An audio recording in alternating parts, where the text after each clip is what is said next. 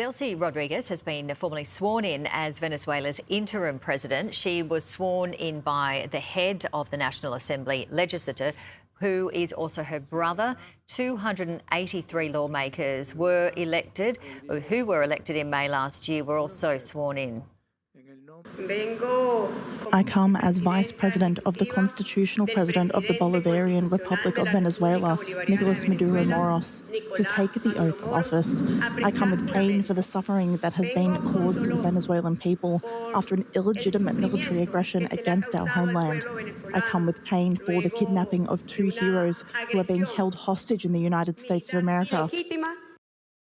She is the Trump administration's favoured option to lead the country. The US president was firm with who is in charge.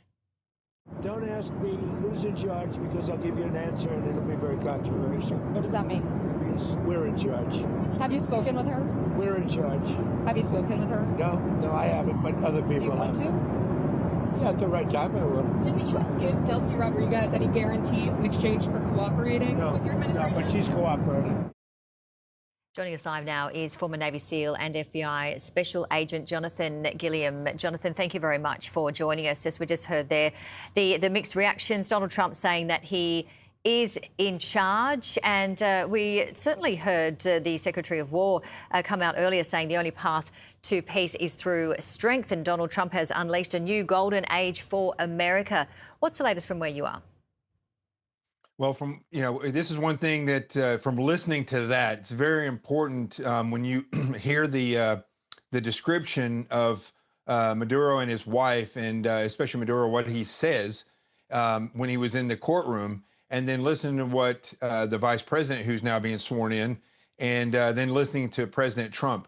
And I think if we break all that down and we look at the reality of who is in charge here, I would be very tempered if I was the now president, acting president in Venezuela, in how she words things, because like any criminal case, and this is important for people to realize that this is still a law enforcement issue as well as a military operation, is that everything that Maduro did was being watched, and everything that they collected, his phones, his computers, all the intelligence that was watched long before they went in, they probably have a very good idea of who was involved in all of these things. And at any moment, those individuals could be drawn into this conspiracy, because Maduro is facing, some of the counts that he's facing include conspiracy, which means anyone else that is involved in any aspect of those crimes can then be charged with the same conspiracy to further their criminal enterprise.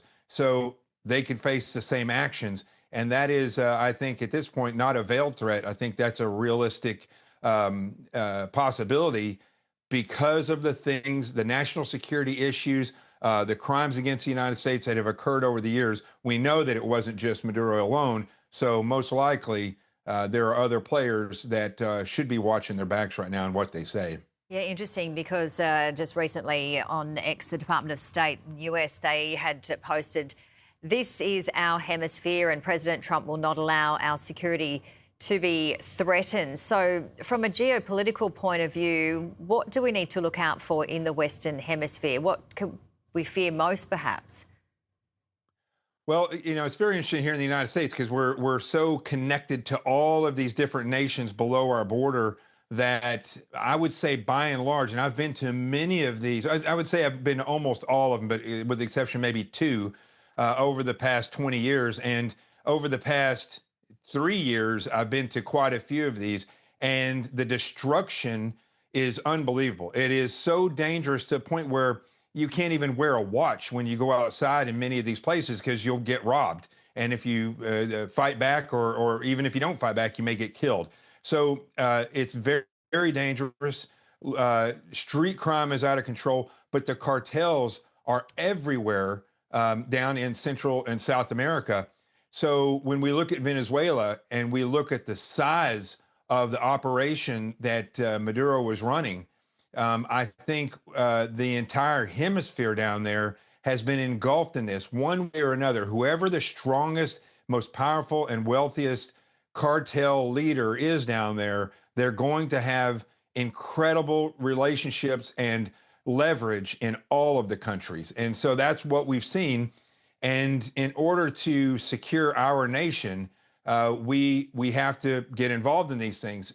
And it's important to realize it's not just about drugs. It's also about the relationship with China, the relationship with Russia and Iran. Hezbollah fighters have been seen down in Venezuela. So we're talking about much more than oil, much more than drugs. We're talking about national security on a massive scale.